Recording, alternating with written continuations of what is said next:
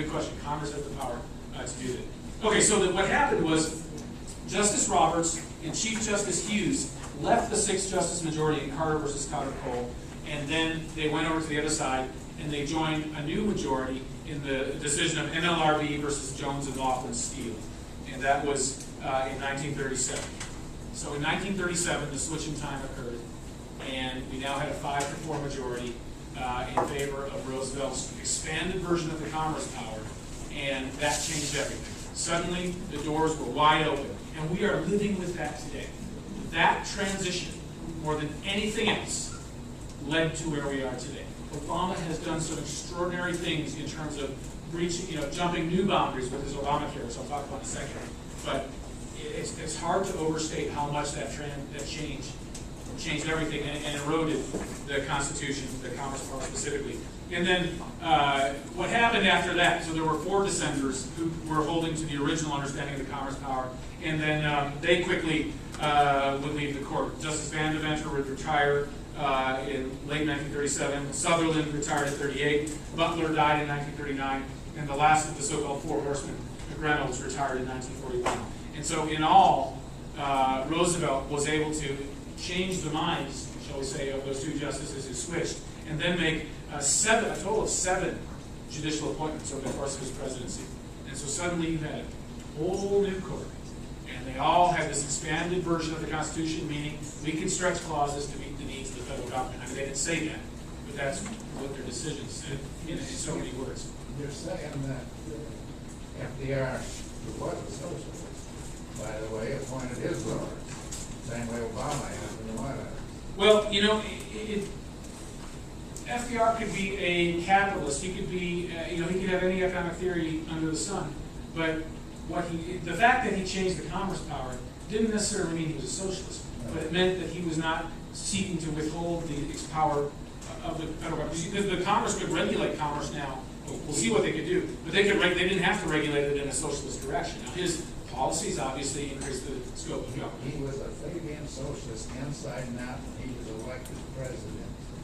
Well, and the media made him a saint, just like they made Obama a saint. The media certainly did make him a saint. Okay, Wicker v. Filburn, 1942. This is a case you want to remember. Wicker v. Filburn took the switch in time of NLRB versus Jones and Laughlin one step further. And what they did was let me just tell you about the case. It was the Agricultural Adjustment Act, the AAA, of 1938. And what it did was it imposed penalties on the production of wheat in excess of any quota that the federal government sent. Mr. Filburn decided, okay, we'll abide by this new federal quota that is binding my farm and my family how much wheat we can produce, but we're going to set aside some extra wheat for the family alone. We're going to produce some extra wheat for the family on the family farm. We will not sell this wheat. We will consume this wheat ourselves in our own family. So it will not enter the marketplace. The marketplace wheat we will keep to the federal quota, but we're going to produce this little bit of extra for the family. Well, the federal government came in and said, no, you're breaking the federal quota, and therefore you will be penalized under the Act. The case goes all the way to the United States Supreme Court. In the United States, and he says, look, this wheat is not in commerce. It's not crossing a state line. How can you possibly regulate how much I produce for my family that we're not going to sell? And the United States Supreme Court came up with this argument. They said, well, if everybody did what Mr. Filburn is doing, then you would have all kinds of excess wheat and you would have less demand on the market because the farmers themselves wouldn't be demanding as much wheat on the market since they produce their own. And as a result, that would affect the price. That would cause the price of wheat to drop. And therefore, we can argue that since the price of wheat drops, there will be fewer bushels of wheat moving across state lines. Therefore, at the end of the chain of events, there will be an effect on interstate commerce. It'll affect the volume moving on interstate commerce. In other words, if it affects interstate commerce, we can regulate it. If it affects interstate commerce, we can regulate it. Well, that opened up the Pandora's box because everything affects interstate commerce. If my pen, which is almost empty of ink, if it stops working today while I'm talking to you, I might go out and buy a new pen tomorrow at the local convenience store. And that new pen probably moved across state lines. So therefore, Congress should be able to regulate the amount of ink in every ink pen, because it will affect interstate commerce if you have more ink per pen. I mean, the total number of transactions is going to vary. Congress can regulate ink pens. And you could imagine anything. Marriage. Congress should regulate marriage, because when you have marriage, you have more stable families. More stable families are less likely to result in kids that get involved in crime, and crime causes the gross national profit of the United States to go down. It's less productive. So therefore, Congress can regulate marriage. Schools. Congress can regulate schools, because if we teach math and science, that will improve our performance in certain industries, and that will cause more products in those industries to be produced, higher technology. You can regulate anything under the rationale of, now they added the word substantial. They said, well, you have to substantially affect commerce, interstate commerce. And they basically they invented the aggregation approach. If we just take one person's little pen, or Farmer Filburn's excess wheat, and we aggregate it and say if 100,000 people did this, then there will be a substantial effect on commerce. Well, then you can aggregate anything to get a substantial effect on commerce. And so that's the Wickard versus Filburn decision, which was really the straw that broke the camel's back when it comes to the commerce power. So now where are we with the commerce power? Well, Barack Obama has taken it one step further with Obamacare. We've been living under Wickard v. Filburn for a long time. And the Supreme Court, let me back up to 1995.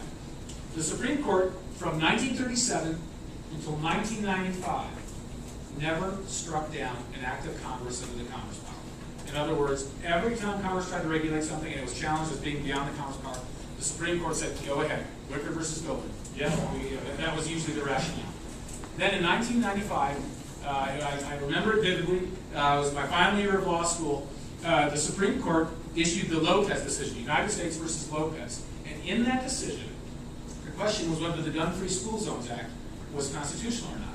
In this act, the federal government regulated how close you could bring a firearm to a school. It had certain exceptions. The law enforcement officer could carry it.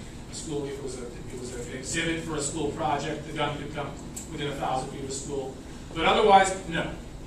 And this act was breached when a young Mr. Lopez carries a gun to school. He carries a revolver. He says it belongs to somebody else, and he's going to get the translate, whatever. It doesn't matter. He carries the gun to school, and he's penalized. He's prosecuted under the Gun-Free Schools Act, and the case goes all the way to the Supreme Court. And his defense attorney says Congress can't regulate this.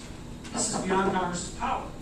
Now, the government, the U.S. Department of Justice, defended it, saying, sure, this is within Congress power.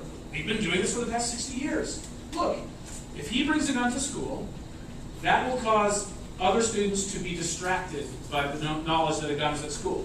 When students are distracted, they don't learn as much. When they don't learn as much, they do not perform as well on tests, and they are not as productive when they get in society. When they are not as productive when they get in society, they will be less efficient, and worker efficiency will go down in America, and we're going to aggregate it. 100,000 young Mr. Lopez's out there through 5 steps of logic. Therefore, the presence of that gun within 1,000 feet of a school means that the net amount of products moving across the state line someday is going to go down. Well, the Supreme Court finally had enough. And Chief Justice Rehnquist, writing for the court, says, we can't buy that. He said the court will not continue to heap inference upon inference to come to the conclusion that there's a substantial effect on commerce. And many of us were just breathing a sigh of release, clapping. My professors, of course, were not clapping because they're much more liberal than I was. But finally, the Supreme Court had struck something down as going too far into the commerce power. It was like a breath of fresh air. They're really are going to enforce the limits.